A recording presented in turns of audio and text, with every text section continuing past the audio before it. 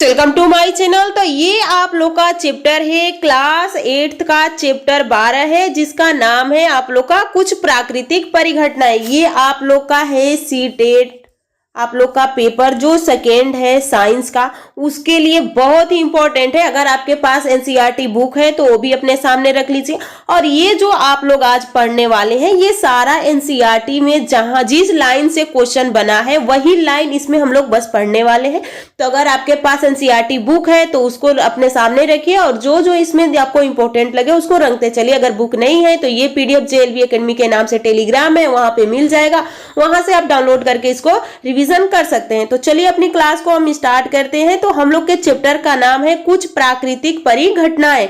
हम लोगों ने इसमें 11 चैप्टर कंप्लीट कर चुके हैं। आज हम लोग का 12 चैप्टर है, इसको भी हम लोग कंप्लीट करेंगे और जो एनसीईआरटी एग्जाम्पलर के क्वेश्चन है उसको भी हम लोग आज करने वाले हैं। तो चलिए पहला देखिए, पहला इसमें आप लोग का है तड़ित। यानी ये तड़ित होता क्या है, तो तड़ित के बारे में इतने ही से अगर क्वेश्चन बना अगर तड़ित के बारे में तो आपको इससे ही क्वेश्चन बनेगा, क्योंकि आपका जो सीटेट का पेपर है वो एनसीईआरटी से बाहर क्वेश्चन नहीं पूछे जाएंगे। तो आपको एनसीईआरटी ही पढ़ना है और प्रीवियस ईयर क्वेश्चन लगाना है। बाकी बुकों पे इधर उधर नहीं भटकना है, क्योंकि आपके क्वेश्चन एनसीईआरटी से बनेंगे या प्रीवियस ईयर क्वेश्चन उठाए जाएंगे। तो चलिए हम लोग इसमें पहला देखते हैं कि जो पहला अगर आपको यहाँ तड़ित से बनता है तो क्या पूछेगा। यहां पे देखिए, किसी भी वस्तु के आपस में रगड़ने के कारण उत्पन्न चिंगारी का बड़ा समूह तड़ित कहलाता है। जब आप कोई चीज को अगर आप अपने हाथ से ही कोई, जैसे कि पत्थर है, पत्थर को जब आप पेट पे ठोकते हैं या रगड़ते हैं तो उसमें से चिंगारियां छोटी छोटी निकलती है, लेकिन ये कह रहा है कि बड़ा समूह में हो उसको हम तड़ित कहेंगे। यह असंख्य चिंगारियों का समूह होता है। तड़ित की घटना को विद्युत विसर्जन कहते हैं। तो यह भी पूछा जा सकता है कि तड़ित की घटना को क्या कहते हैं, तो विद्युत विसर्जन घटना कहते हैं। जब एम्बर को फर से रगड़ते हैं तो चिंगारी उत्पन्न होती है। यह प्रक्रिया की खोज यूनानी ने किया था। तो यहाँ पे पूछ लेगा कि इसकी खोज किसने किया। वर्ष यहाँ पे 1752 में बेंजामिन फ्रैंकलिन ने तड़ित एवं वस्तुओं में उत्पन्न चिंगारियों के विषय में विपरीत आवेशों की खोज की। तो पहले तो आवेश की खोज किसने किया, तो आवेश की खोज बेंजामिन फ्रैंकलिन ने किया। किस सन में किया, तो 1792 में किया। उसके बाद यानी यहाँ पे 1752 में किया। उसके बाद यहाँ पे जैसे आप देखते हैं कि गर्मी के दिन में और ठंडी के दिन में जब अपने बाल को कंघी करते हैं तो वहां पे चरचराहट की आवाज निकलती है। वो क्या है, वो सब इलेक्ट्रॉन है। या कभी आप अपने कपड़े को झटकारते हैं तो उसमें से भी आवाज निकलती है, वो क्या है, उसमें इलेक्ट्रॉन है। वही तड़ित की आवाज यानी चरचराने की आवाज करता है। तो ये यहाँ से कई सारे क्वेश्चन बन जाएंगे कि जो आवेश है उसकी खोज किसने किया, किस सन में किया। फिर हम तरंग यानी जो आप लोग का यहाँ पे पूछा जाएगा कि जो आप लोग ये तड़ित देख रहे हैं ये क्या है। तो इतने में अगर आप लोग पढ़ ले रहे हैं तो जो अगर इस चैप्टर से क्वेश्चन बनता है तो यहां से ही बनेगा। तो ये आप लोग का इंपॉर्टेंट है। अगला देखिए, रगड़ द्वारा आवेशन। अब आप लोग के बुक में ये हेडिंग है, आपके पास बुक है तो खोलिए उसको देखिए, रगड़ द्वारा आवेशन। तो यहाँ पे जब रेशम को कच्चा पर रगड़ यानी कांच पर रगड़ा जाता है तो कांच इलेक्ट्रॉन खोता है और रेशम इलेक्ट्रॉन ग्रहण करके ऋण आवेशित हो जाता है। यानी देखिए यहाँ पे जब एक, जैसे कि यहाँ पे ये कांच का क्या है, छड़ है। यहाँ पे हमने एक कपड़ा इस तरह से यहाँ पे रगड़ना स्टार्ट किया तो वही कार्य जब रेशम के कांच पर जब रेशम को, ये समझिए रेशम है, रेशम को कांच पर रगड़ा जाता है। ये कांच, इसको समझिए ये कांच है, ये क्या है, रेशम का कपड़ा है। अब हम ये कांच पर रेशम को रगड़ रहे हैं तो जब हम कांच इलेक्ट्रॉन खोता है, अब कांच क्या करेगा, जब हम उस पर रगड़ रहे हैं तो इलेक्ट्रॉन निकलेगा और वो इलेक्ट्रॉन निकलेगा तो उसको ग्रहण कौन कर लेगा, जो यहाँ पे आप लोग लिए हैं रेशम का धागा या रेशम का कपड़ा, उसमें इलेक्ट्रॉन चला आएगा। तो रेशम इलेक्ट्रॉन ग्रहण किया और उसके बाद जब इलेक्ट्रॉन ग्रहण कर लिया है तो यहाँ पे रेशम इलेक्ट्रॉन ग्रहण करके ऋण आवेशित हो जाता है। जिसमें इलेक्ट्रॉन ज्यादा हुआ वो क्या हुआ, ऋण आवेशित होगा, और जिसमें से इलेक्ट्रॉन निकल गया वो धन आवेशित हो गया। वही कहा गया है।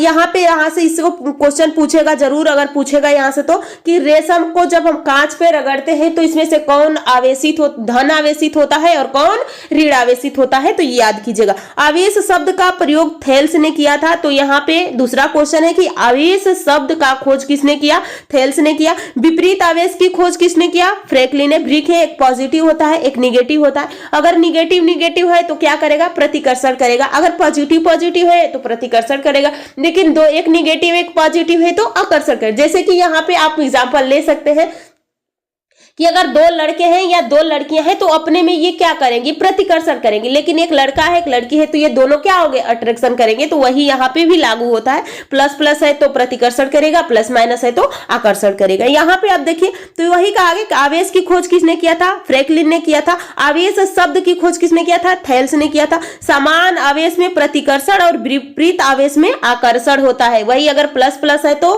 क्या होगा, प्रतिकर्षण होगा, लेकिन प्लस माइनस है तो आकर्षण होगा। यहाँ पे देखिए आवाज की, ये जो आवेश होता है, आवेश की उपस्थिति का पता विद्युतदर्शी द्वारा लगाया जाता है। जब हम विद्युतदर्शी से पता लगाते हैं तो हमें पता चल जाता है कि उसमें कितना आवेश है। आगे देखिए इसमें ये जो फिगर है देख रहे हैं, आपके बुक का ही फिगर है, तो ये आप फिगर देख सकते हैं। आगे देखिए इसमें, यहाँ पे आगे देखिए, यहाँ पे देखिए इसमें क्या कहा है, तड़ित से सुरक्षा। जैसे जब बादल कड़कता है, बादल से बिजली गिरती है, तो उसमें आप सुरक्षित अपने आप को कैसे रख सकते हैं, तो वहां से आप लोग का क्वेश्चन पूछा गया है, कई बार पूछा गया है। तो हो सके कि इस बार भी पूछा जाए, तो इसको आप पढ़ लीजिए, यहाँ से आपके क्वेश्चन और सॉल्व हो जाएंगे। तो यहाँ पे देखिएगा सुरक्षित स्थान पर का पता लगाना, वन में रहने वाले छोटे वृक्ष के नीचे शरण ले, जमीन पर न लेटे बल्कि जमीन पर सिमट कर नीचे बैठे, कंप्यूटर टीवी जैसे उपकरण को बंद कर दे एवं बल्ब ट्यूबलाइट को जलाए रखा जा सकता है, इससे कोई हानि नहीं होती है। अगला देखिए खोखले स्थान, जैसे यहाँ पे क्वेश्चन पूछता है कि जब बिजली गिर रही है तो आप अगर गाड़ी में हैं तो आप गाड़ी में ही रहेंगे या गाड़ी से उतर जाएंगे या गाड़ी की जो खिड़कियां हैं उसको खोल देंगे। तो आपको जब अगर गाड़ी में बैठे हैं तो आपको गाड़ी के अंदर ही रहना है और खिड़कियों को बंद कर लेना है कि जब बिजली गिरेगी तो उसके गाड़ी पे गिरेगी और गाड़ी से सीधे कहाँ चले जाएगी, वो चली जाएगी पृथ्वी में, यानी उसके पृथ्वी में चली जाएगी। और अंदर खोखला है तो अंदर खोखला है तो आवेश नहीं है। तो यहाँ पे आगे देखिए, यहाँ पे देख सकते हैं इस तरह से आप बैठ सकते हैं कि जब बिजली कड़क रही है या बिजली चमक रही है, उस टाइम आप कहीं मैदान में है, आपको कोई सुरक्षित स्थान नहीं मिल रहा है, तो उस टाइम आप इस तरह से करके बैठ सकते हैं जिससे कि अपने शरीर को सुरक्षित कर सकते हैं। तो वही खोखले स्थान जैसे गाड़ी का चयन करें क्योंकि अंदर विद्युत शून्य होता है। आगे देखिए इसमें अगला है इसमें कि तड़ित चालक, यानी यहाँ पे जब यह तांबा का एक नुकीला छड़ होता है, तड़ित चालक देखते होंगे कि जब ऊंची ऊंची बिल्डिंग बनाई जाती है तो उस पे लगाया जाता है। यह एक तांबे का नुकीला छड़ होता है, यह घर के ऊपर लगाया जाता है जिसका एक छोर मिट्टी में जुड़ा रहता है। जैसे कि उसको एक तो पूरा बिल्कुल आपके जो बिल्डिंग का ऊंचा वाला फ्लोर है उस पे रहेगा, और उसके बाद एकदम नीचे आके पृथ्वी में जुड़ जाएगा कि जब बिजली कड़कती है, यहाँ से इस तरह का इस पे है और फिर ये पृथ्वी में, यहाँ से बिजली कड़की इसमें आया और ये पकड़ते हुए धीरे धीरे कहां चला आता है, इसमें आके पृथ्वी में चला जाता है। यह तड़ित द्वारा उत्पन्न आवेशों को पृथ्वी में पहुंचा देता है। आगे देखिए इसमें ये आप देख सकते हैं कि जो आपकी बुक है उसमें ये फिगर दिया, ऊपर कैसा आवेश है, पॉजिटिव है, बीच में कैसा है, निगेटिव है, फिर यहाँ पे आके कैसा हो गया है,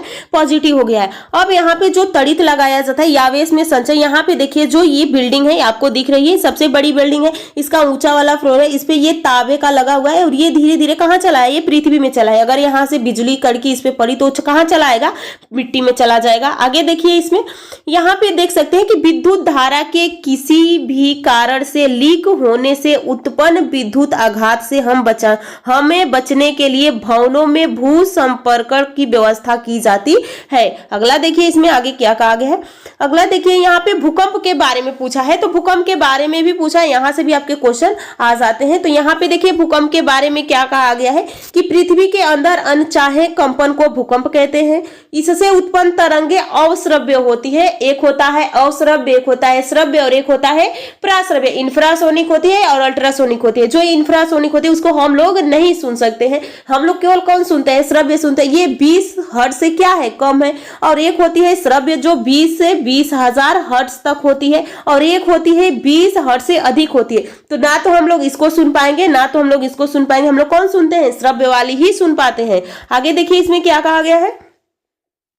यहाँ पे यह पृथ्वी की आंतरिक प्लेट के टकराव के कारण उत्पन्न होती है। यह भूकंप आने की अधिक संभावना होता है, उसे भ्रंश क्षेत्र कहते हैं। जहां पे भूकंप ज्यादा आता है उसे हम क्या कहते हैं, भ्रंश क्षेत्र कहते हैं। यहाँ पे देखिए भारत में भ्रंश क्षेत्र कश्मीर में है, पश्चिमी तथा केंद्रीय हिमालय, समस्त उत्तर पूर्वी कच्छ का रण, राजस्थान और यहाँ पे देखिए तथा सिंधु और गंगा का मैदान है। भूकंप को सिस्मोग्राफी के द्वारा मापते हैं। तो यहाँ पे पूछ लिया जाएगा कि हम भूकंप को किस से मापते हैं, तो सिस्मोग्राफी के द्वारा मापा जाता है। यहाँ पे देखिए भूकंप से यस तरंगे अनुप्रस्थ तथा पी यल अनुदैर्ध्य निकलती है। तो यस निकलता है, पी निकलता है, यल निकलता है। तो यहाँ पे जो एस होती है ये क्या है, अनुप्रस्थ है, लेकिन जो आप लोग का पी यल दोनों क्या है, अनुदैर्ध्य है। तो यहाँ से क्वेश्चन पूछा जा सकता है। तो चलिए आगे हम लोग ये देख सकते हैं, आपके बुक का ही फिगर है, ये पृथ्वी का फिगर दिया गया है। यहाँ पे देखिए ये भूपट्टी है, आगे यहाँ पे प्रवार है, उसके बाह्य क्रोड है और आंतरिक क्रोड है। यहाँ पे देख सकते हैं कि जो यहाँ पे आप देख रहे हैं टेक, पेन, डोरी, लोलक का गोलक है, घूड़ी, ड्रम है, चार्ट है। यहाँ पे भूकंप, जो आप लोग एक भूकंप लेखी का आरेख करते हैं जिससे हम भूकंप नापते हैं, उसका ये फिगर है। यहाँ पे आप देख सकते हैं कि यहाँ पे आपको दिखाया गया है भूकंप का चित्र है। तो यहाँ पे क्या है, ये अधिक केंद्र है, उसके बाद ये पृष्ठ पृथ्वी का पृष्ठ है और इसके ही पास क्या होता है, फोकस होता है और ये भूकंप तरंगे इस तरह से चल रही होती हैं। यहाँ पे देखिए ये प्लेटें हैं, जैसे कि इस तरह से प्लेट है, इस तरह से प्लेट है। अब तो ये नॉर्मल प्लेट है, लेकिन जैसे ही ये प्लेट आई और ये दोनों आके एक पास चली आई तो इस टाइम क्या आएगा, भूकंप आएगा। दोनों अपने में क्या हो गई हैं, टकरा गई हैं। आगे देखिए इसमें, यहाँ पे आप देख सकते हैं भूकंप से बचाव के उपाय। यहाँ पे देख सकते हैं कि भूकंप से बचाव कैसे कर सकते हैं अपने आप को। तो यदि आप घर में हैं, उसके बाद किसी मेज के नीचे आश्रय ले तथा झटका को रोकने तक वहीं रहे, या ऐसी सभी भारी वस्तुओं से दूर रहें जो गिर सकता है। यदि आप बिस्तर पर हैं तो सिर को तकिया में से बचाव करें। यदि घर में से बाहर हैं आप तो भवन, वृक्ष तथा वृक्ष लाइन से दूर रहें। ये तो आपके जो थ्योरी है, अगर इसी चैप्टर को आप पढ़ने बैठते हैं बुक लेकर तो आपको 1 घंटे 1.5 घंटे टाइम लग जाएगा आपको उसको समझने में कि कहाँ से क्वेश्चन पूछा जाता है। लेकिन ये समझिए कि एक आपका शॉर्ट नोट्स है,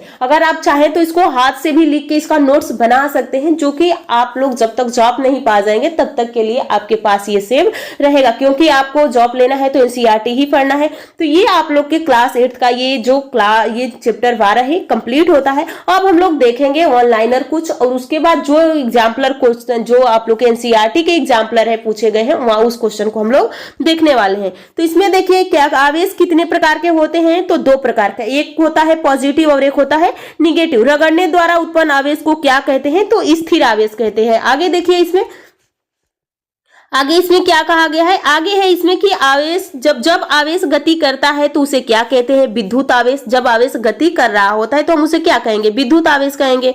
भूकंप आने पर भविष्यवाणी संभव है या नहीं, नहीं है। जब भूकंप आने वाला तो हम भविष्यवाणी नहीं कर सकते हैं, हमें नहीं पता है कि भूकंप आएगा कि नहीं आएगा। भूकंप का माप किया जाता है यहाँ पे रिएक्टर पैमाने से। समुद्र के भीतर आने वाले भूकंप को क्या कहेंगे, सुनामी कहते हैं। उसके बाद यहाँ पे पूछा गया है कि भूकंप उत्पन्न के लिए उत्तरदायी पृथ्वी का प्लेट है, भूपरपटी है।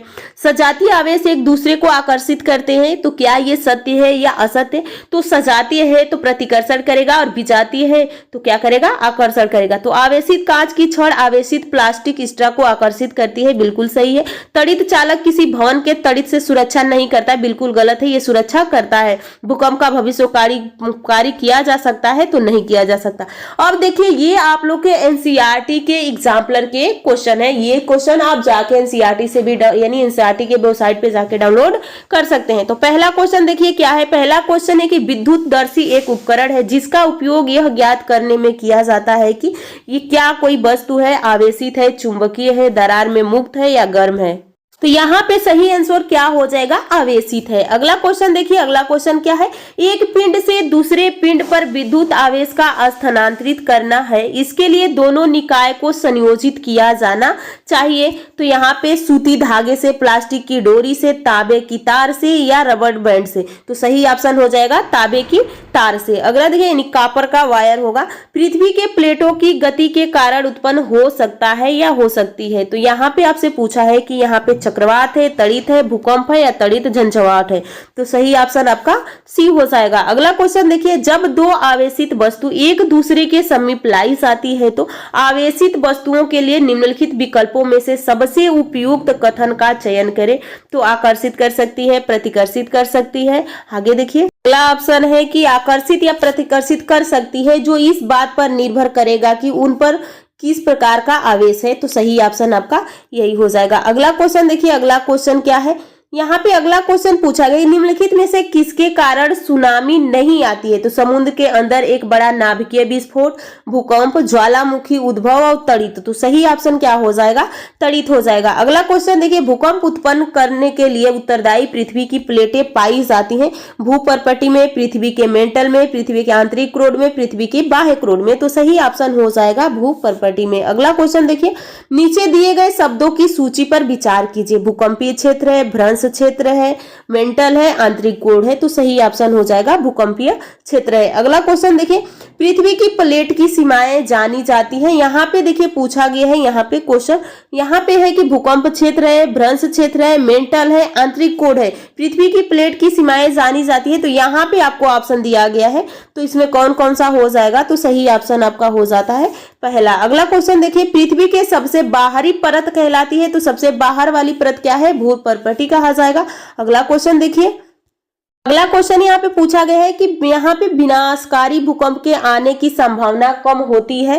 तो यहाँ पे उत्तर पूर्वी भारत में, राजस्थान में, कच्छ के रण में, उड़ीसा में। तो सही ऑप्शन कौन सा हो जाएगा? उड़ीसा। नीचे दिए गए शब्दों के सूची पर विचार कीजिए। सुनामी है, भूस्खलन है, बाढ़ है, तड़ित है। तो सही ऑप्शन क्या हो जाएगा? सुनामी हो जाएगा। अगला क्वेश्चन और लास्ट क्वेश्चन है, भूकंप के कारण। यहाँ पे नीचे दिए, यहाँ पे देखिए आपसे पूछा गया है कि भूकंप का कारण हो सकता है। तो कौन कौन सा भूकंप का कारण है? सुनामी है, भूस्खलन है, बाढ़ है, तड़ित है।